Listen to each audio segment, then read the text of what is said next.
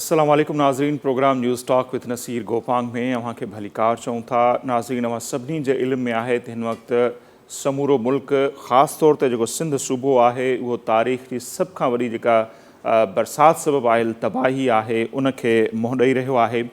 कराची खे छॾे करे बाक़ी जेके 23 ज़िला आहिनि उहे जेकॾहिं हींअर असीं ॾिसूं था त उहे मुकमल तौर ते ॼण त समुंड जो ॾेख ॾेई रहिया आहिनि। किथे 8 फुट त किथे वरी 6 फुटनि ताईं जेको आहे उहो पाणी बीठल नज़र अची रहियो आहे। कचा ॻोठ त पहिरियां ई तबाह थी चुका आहिनि, पर जेकॾहिं ज़िक्र कयूं सिंध जे वॾनि शहरनि जो, जीअं लाड़काणो आहे, सखर आहे, ख़ैरपुर आहे, उन सां गॾोगॾु जेके ॾिसूं त हैदराबाद आहे, नवाबशाह आहे, मीरपुर ख़ासि आहे, ॿिया केतिरा ई अहिड़ा वॾा शहर आहिनि जेके हींअर मुकमल तौर ते पाणी जे घेरे हेठि आहिनि ऐं उते इस्पतालूं आहिनि। उन सां गॾोगॾु जेकॾहिं असीं ॾिसूं त गेट स्टेशन आहिनि या तालीमी इदारा ऐं ॿियूं जेके बि सरकारी ऑफिसूं आहिनि उहे हींअर मुकमल तौर ते पाणी हेठि आहिनि। उन सां गॾोगॾु वरी जेकॾहिं असीं ॾिसूं था त वाहन शाखनि सिमनालनि तोड़े बचा बंदनि खे घारा लॻण जो जेको सिलसिलो आहे उहो बंदि थियण जो नालो न पियो वठे, जंहिंजे करे बि तमामु घणी जेका आहे उहा तबाही अचे पई ऐं वेतर जेके इलाइक़ा आहिनि उहे ॿुॾंदा पिया वञनि। मंछर ढंढ जे हवाले सां ॿुधाए पियो त उन्हनि जी लेवल जेका आहे उहा मुकमल थियण ते अची पहुती आहे। ॿिए पासे दरियाह में बि वॾो जेको चाड़ आहे, वरी ॿोॾि डिक्लेयर कई वई आहे ऐं अॼु जेको पधरनामो जारी कयो वियो आहे उन में इहो ॿुधायो वियो आहे त पाणी में वेतर वाधि थी रही आहे ऐं सखर ऐं उनखां मथे जेका सूरत हाल आहे उहा इंतिहाई ख़तरनाक लेवल ताईं पहुची चुकी आहे। ऐं सखर बैराज वटां जेको हींअर पाणी गुज़रे पियो उन जा जेकॾहिं असीं फुटेज ॾिसूं था त उहे दिलि दहिलाईंदड़ आहिनि। ऐं सखर बैराज जे हवाले सां काफ़ी सालनि खां इहो बि चयो पियो त उहा पंहिंजी जेका मयाद आहे, मुदत आहे, उहा मुकमल करे चुकी आहे ऐं उते नई बैराज तामीर करण जी ज़रूरत आहे, पर उन ते कमु न थी सघियो आहे। 2010 ऐं 11 में जेका ॿोॾि आई उन दौरान बि सखर बैराज खे तमामु घणो नुक़सानु पहुतो हुयो ऐं उनखां पोइ उनजे मुतबादिल जे हवाले सां ॻाल्हियूं त ॿुधण में आयूं हुयूं, पर अञा ताईं उन ते कमु न थी सघियो आहे। ख़ुदा न ख़ास्ता जेकॾहिं हीअ बैराज मुतासिर थिए थी त सिंध जो टोटल जेको आपाशी निज़ाम आहे उहो जेको आहे उहो तबाह थी वेंदो।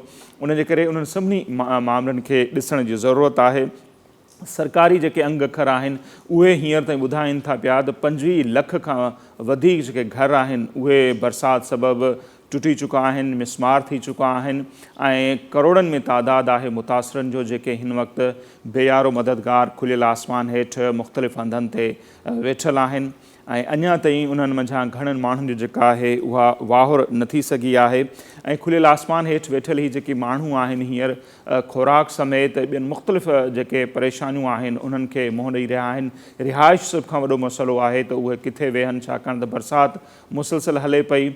अॼु बि कुझु इलाइक़नि में इहे इतला आहिनि तोड़े जो कुझु इलाइक़नि में बरसाति बंदि थी चुकी आहे, पर कुझु इलाइक़नि में अॼु बि मीरपुर ख़ासि वारे पासे जेका आहे उहा बरसाति थी आहे। ऐं अॼु असांखे नज़र आयो त वज़ीर आज़म मियां शहबाज शरीफ़ साहिबु सिंध जे दौरे ते सखर पहुतो, जिते हुननि पीपल्स पार्टी जे सरबराह बिलाल भुट्टो ज़रदारी ऐं सिंध जे वॾे वज़ीर सैयद मुराद अली शाह साहिब सां गॾिजी मुख़्तलिफ़ इलाइक़नि जो दौरो बि कयो ऐं मुतासिरनि सां मुलाक़ातूं बि कयूं आहिनि। इहे मुलाक़ातूं पंहिंजी जॻह ते बहितर अमल आहे, पर हिन वक़्तु ज़रूरत आहे उन्हनि मुतासिर माण्हुनि जी फ़ौरी तौर ते मदद करण जी।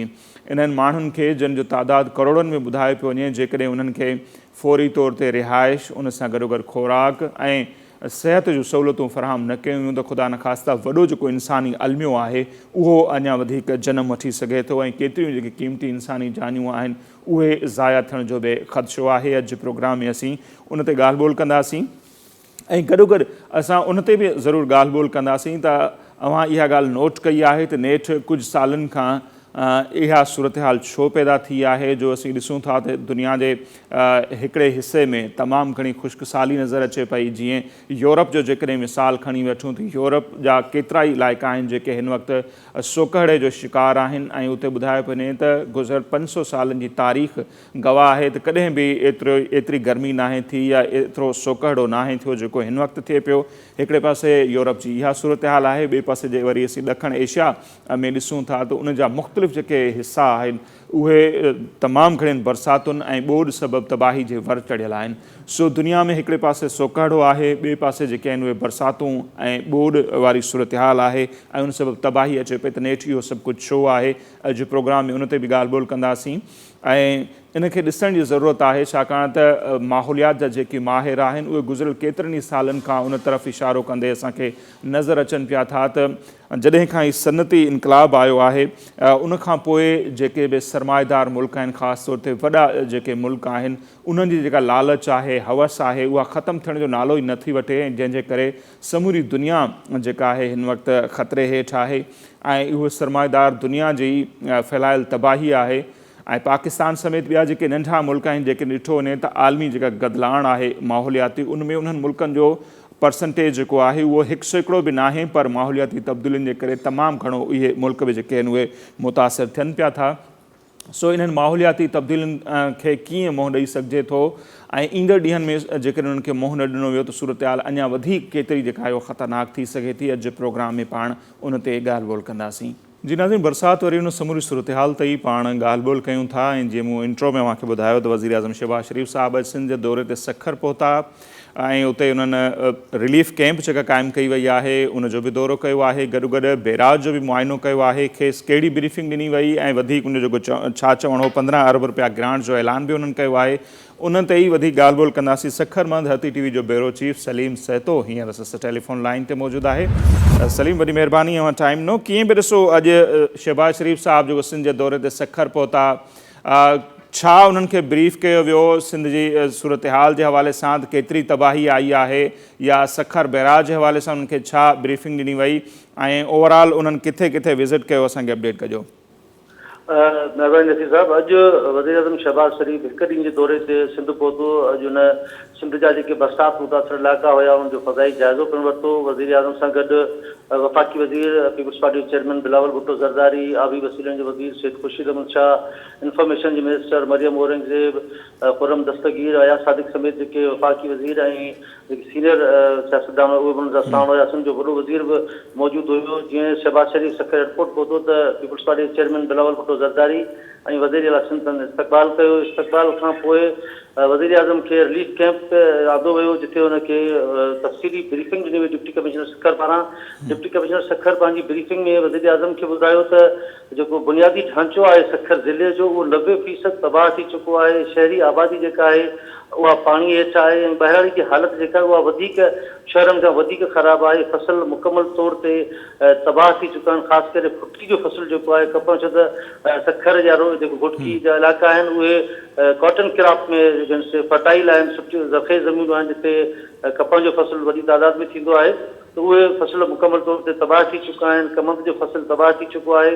वज़ीर आज़म खे ब्रीफिंग दौरान इहो ॿुधायो वियो त सखर जी ज़िलई इंतिज़ामिया 43 जेके आहिनि से रिलीफ कैंप क़ाइमु कया आहिनि, जिथे रोज़ानो जी बुनियाद ते 15,000 माण्हुनि खे खाद खुराक फराहम कई थी वञे पई। तिबी जेके आहिनि से सहूलियतूं ॾिनियूं थी वञनि। 5,000 माण्हुनि खे हिन वक़्तु ताईं तिबी सहूलियतूं ॾिनियूं वियूं आहिनि। ब्रीफिंग दौरान वज़ीर आज़म खे इहा शइ ॿुधाई वई त सखर में जेको मास्टर प्लान हुयो उनजो फेज़ 1 कंप्लीट थियो हुयो, पर फेज़ 2 कंप्लीट न थी सघियो, जंहिंजे करे सखर शहर में जेको बरसाती पाणी आहे उहो बीठो आहे। जेकॾहिं 2.5 अरब रुपयनि जी ग्रांट ॾिनी वेंदी त उहो फेज़ 2 बि जेको आहे सो कंप्लीट कयो वेंदो। वज़ीर आज़म खे जेका ब्रीफिंग ॾिनी वई उन ते वज़ीर आज़म इत्मिनान जो इज़हार कंदे चयो त सिंध हुकूमत पारां जेके बरसाति मुतासिरनि जे लाइ इंतिज़ाम कया विया आहिनि उहे क़ाबिल तारीफ़ आहिनि, क़ाबिल सताइश आहिनि। फौरी तौर ते जेका इंतिज़ामिया आहे उहा तहरुक में आई ऐं उन्हनि माण्हुनि खे बरसाति मुतासिर जेके माण्हू आहिनि ॾाढा ढही चुका आहिनि, छतियूं किरी चुकियूं आहिनि, उन्हनि खे रिलीफ कैंपुनि में आंदो वियो आहे, उन्हनि खे खाद खुराक फराहम कई थी वञे। अच्छा सलीम, जेको परॾेही वज़ीर बिलावल भुट्टो ज़रदारी साहिबु या असांजे वॾे वज़ीर सैयद मुराद अली शाह जेका डिमांड कई त वफ़ाक़ असांजी मदद करे, ज़ाहिर आहे अकेले सिर्फ़ु मदद नथा करे सघूं, त उन ते शहबाज़ शरीफ़ साहिब जो छा चवणो हो? ख़ैमनि जी डिमांड अचे पई, ग्रांट जी डिमांड बि अचे पई, गॾोगॾु राशन वग़ैरह जी बि डिमांड सिंध मां अचे पई, त उन ते शहबाज़ शरीफ़ साहिब जो छा चवणो हो?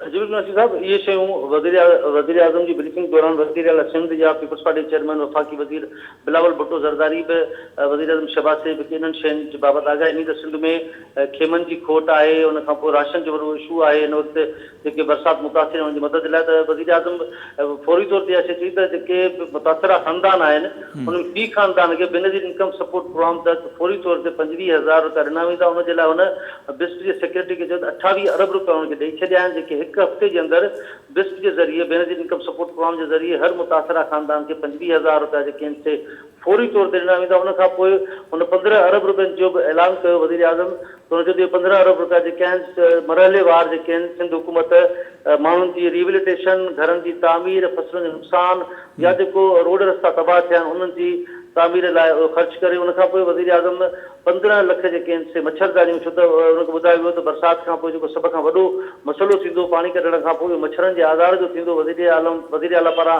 इहा डिमांड कई वई त वज़ीर आज़म फौरी तौर ते 15 लख जेके आहिनि से मच्छरदानियूं ॾियण जो ऐलान कयो। उन खां अलावा छो त सभ खां वॾो मसइलो खाद्य खुराक खां पोइ साफ़ पाणी जो अचे पियो, त वज़ीर आज़म 80 टन जेको आहे सो साफ़ पाणी कंहिं प्राइवेट कंपनी जो, निजी कंपनी जो साफ़ पाणी सिंध हुकूमत जे हवाले कई। इहे ॿई शयूं फौरी तौर ते चयूं। उन खां पोइ वज़ीर आज़म NDA खे ख़ुसूसी तौर ते हिदायत कई जेकी क़ीमनि जी ज़रूरत आहे सिंध हुकूमत खे उहे फौरी तौर ते वज़ीर आज़म।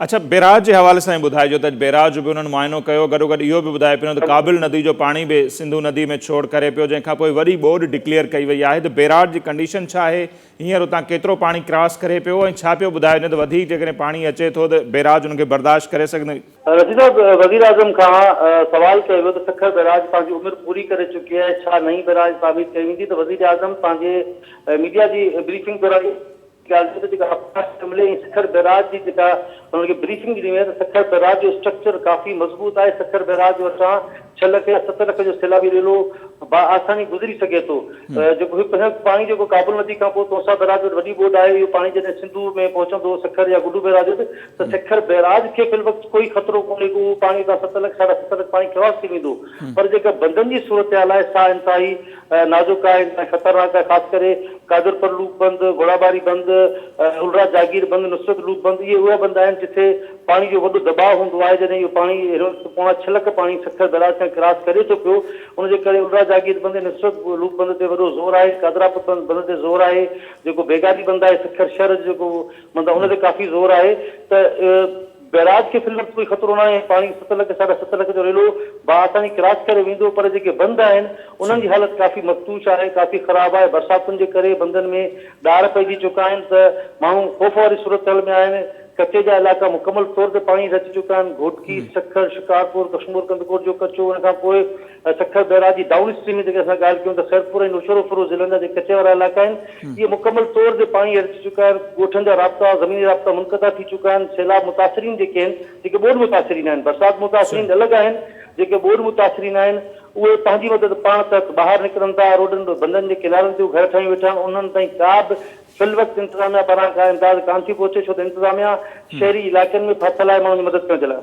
सही, वॾी महिरबानी अवां जी सलीम, अवां असांखे सखर जी ओवरऑल सूरत हाल जे हवाले सां अपडेट कयो। नाज़रीन, सखर ऐं भरपासे जी सूरत हाल जे हवाले सां अवांखे अपडेट कयोसीं। गॾोगॾु अवांखे ॿुधायोसीं त अॼु वज़ीर आज़म शहबाज शरीफ़ साहिबु 1 ॾींहं जे दौरे ते सिंध जो जेको 1 ॾींहं जो दौरो हो उते सखर पहुता, फ़िज़ाई मुआइनो बि कयो, उन्हनि मुतासिर इलाइक़नि जो बैराज जो बि जी सूरत हाल जो बि जाइज़ो वरितो ऐं फौरी तौर ते उन्हनि जेके आहिनि 15 अरब रुपया सिंध जे लाइ ग्रांट जो ऐलान बि कयो आहे ऐं बेनज़ीर इनकम सपोर्ट प्रोग्राम तहत 25,000 रुपया फ़ी जेको मुतासिर ख़ानदान आहे उन्हनि खे 1 हफ़्ते जे अंदरि अंदरि ॾियण जो बि ऐलान कयो आहे।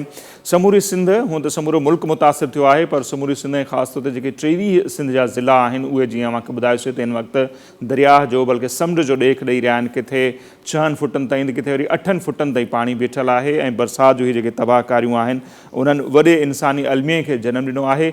मीरपुर ख़ासि ऐं उनजे भरपासे वारनि इलाइक़नि में छा सूरत हाल आहे, ओवरऑल पूरी डिवीज़न में जेके असीं ॾिसूं त उते बि तमामु घणी तबाही आई आहे। वॾी तादाद में माण्हू मुतासिर थिया आहिनि, जेके हींअर बंदनि ते वेठा आहिनि, रोडनि रस्तनि ते वेठा आहिनि ऐं कोट गुलाम मोहम्मद आहे या ॿिया जेके नंढा वॾा शहर आहिनि उहे मुकमल तौर ते जुॾो ऐं ॿिया ॿुॾल असांखे नज़र अचनि था। उन ते ई ॻाल्हि ॿोल कंदासीं। मीरपुर ख़ासि मां धरती TV जो ब्यूरो चीफ फज़ल शहर हिन वक़्तु असां टेलीफोन लाइन ते मौजूदु आहे। फज़ल, कीअं आहे सूरत हाल? हूं त जीअं मूं ॿुधायो त तक़रीबन सिंध जी सूरत हाल साॻी नज़र अचे थी, 6 खां 8 फुटनि ताईं पाणी बीठल आहे। मीरपुर ख़ासि डिवीज़न जो जेकॾहिं ज़िक्र कयूं त कहिड़ा शहर आहिनि जेके सभ खां वधीक मुतासिर थिया आहिनि या कहिड़ा उहे ॻोठ जेके मुकमल तौर ते तबाह थी चुका आहिनि, छाकाणि त 25 लख खां वधीक ॿुधाए पियो त घर जेके आहिनि उहे मिसमार थी चुका आहिनि?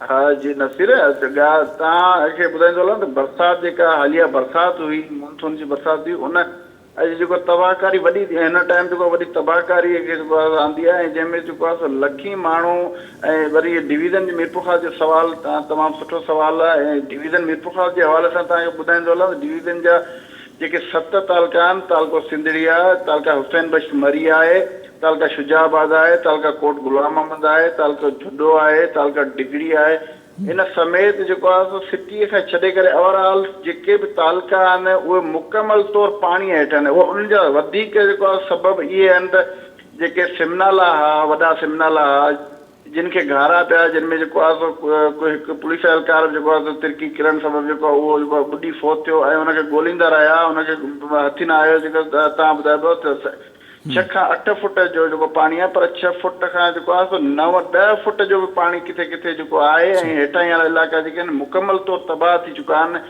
ऐं फसल जे हवाले सां तव्हांखे ॿुधाईंदो हलां त फसल बि मुकमल तौरु जेको आहे सो तबाह थी चुका आहिनि, जंहिंमें फसलनि में जेको वण आहिनि, कमंद आहे, बाग आहिनि, जेको मिर्चूं आहिनि ऐं ॿियूं जेके सब्जियूं भाॼियूं आहिनि, उन्हनि जा फसल त उहो ई मुकमल तबाह थी विया आहिनि, पर बाग बि तबाह थी चुका आहिनि। ॿिए तरफ़ वरी इहो तव्हांखे सूरत हाल इहा ॿुधाईंदो हलां त कोट गुलाम अहमद, झुडो, डिगड़ी ऐं सिंधड़ी जेको आहे सो ऐं तालुका शुजाबाद आहे, उनमें जेको आहे पाणी जेको आहे सो 8 खां 9-10 फुट जो, किथे 10 फुट आहे, किथे 8 फुट आहे, किथे 6 फुट आहे, पर इहा हिकु माना सरासरी जेको हुनजी कंडीशन आहे। रिलीफ जे कमनि ते जेकॾहिं अचूं त उते छा सूरत हाल आहे? सिंध हुकूमत ॿुधाए पई त 50 खां वधीक मुख़्तलिफ़ रिलीफ कैंपूं उन्हनि क़ाइमु कयूं आहिनि। उते केतिरनि माण्हुनि खे तरसायो पियो वञे, उते सहूलियतूं कहिड़ियूं आहिनि? गॾोगॾु इहो बि ॿुधाइजो त खोड़ अहिड़ा बि इलाइक़ा आहिनि जिते माण्हू पंहिंजी मदद पाण तहत बंधनि ते, रोडनि रस्तनि ते वेठा आहिनि, उन्हनि खे को राशन वग़ैरह मिले पियो, ख़ैमा, मच्छरदानियूं या ॿियूं जेके ज़रूरत जूं शयूं आहिनि उहे मिलनि पियूं? न कुझु बि न आहे ऐं न हुजण जे बराबरि आहे। जेको खाइण पीअण जूं शयूं, अहम इशू जेको आहे पीअण जो पाणी आहे। ऐं तव्हांखे ॿुधाईंदो हलां जेके 50 खां 55-54 जेको हिननि जेको आहे रिलीफ कैंपूं क़ाइमु कयूं आहिनि, हुन में टोटल माण्हू हिननि जेको आहे 11,000 जी कैपेसिटी रखी आहे, जंहिंमें 11,000 माण्हुनि खे बि रिलीफ न ॾेई सघिया आहिनि, उन्हनि खे पीअण जो पाणी न ॾेई सघिया आहिनि, उन्हनि खे जेको खाधे पीते जी का रोज़मर्रा जी शइ नथा ॾेई सघनि।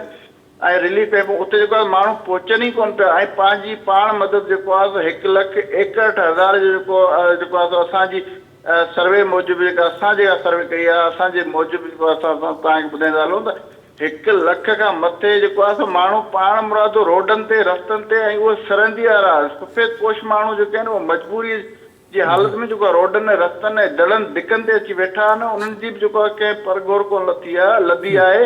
ऐं जेके फाथल माण्हू आहे उहो ज़िले इंतिज़ामिया न कढी सघी। उनखां पोइ जेको आहे आर्मी पाक आर्मी खे घुरायो वियो ऐं पाक बैरिया जी जेके नौजवान आया उन्हनि जेको आहे मुसलसल जेको आहे रेस्क्यू करे उतां जेको आहे कुझु माण्हू कढिया आहिनि। अञा बि जेको आहे कढण जो सिलसिलो जारी आहे, पर ज़िले इंतिज़ामिया में को बि कंहिं बि तरफ़ जेको आहे को माण्हू नज़र नथो अचे। जेको खाइण पीअण जो जेको आम माण्हू आहिनि, जीअं पब्लिक आहे, जेको इंसानी हमदर्दी रखे थो, उहे जेको आहे हड़ा वड़ा करे कोशिशूं करे उते पाणी पहुचाइण जी कोशिशि करे रहिया आहिनि। उन्हनि जो जेको आहे बाक़ी जेको ज़िले इंतिज़ामिया उनखे पहुची कोन पई सघे। ज़िले इंतिज़ामिया शायदि एतिरा वसीला ई न आहिनि। सही।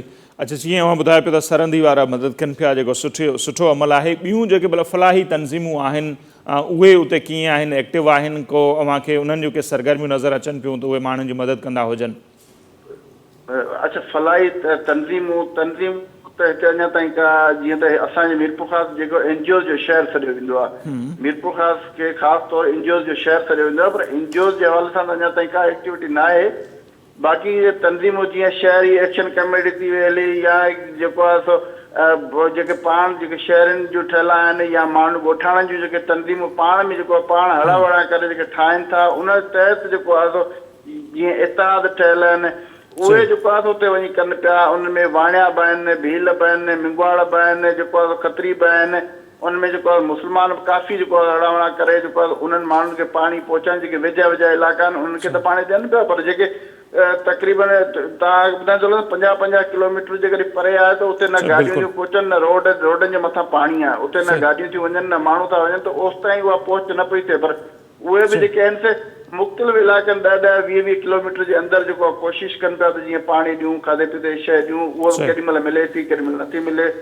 माना इहा सूरत हाल रही। सही। अच्छा, हाणे फज़ल जी अवां ॿुधाए पिया त हीअ त तमामु ख़तरनाक सूरत हाल आहे त 8-10 फुटनि जी जेकॾहिं पाणी बीठल आहे त इन जो नेकाल नेट छा आहे और लंघ कहिड़ो आहे? इहो पाणी माज़ी में जीअं 2010-11 में वरी ॿोॾि आई, बरसातुनि तबाही आंदी, त नेचुरल जेके आहिनि कुदरती लंघ कहिड़ा आहिनि, कहिड़े पासे हिन पाणी खे कढियो वेंदो, उन्हनि जो जेकॾहिं ज़िक्र कजे ऐं असांजे माण्हुनि खे ॿुधायो त इहो पाणी किथां निकिरंदो, कीअं निकिरंदो?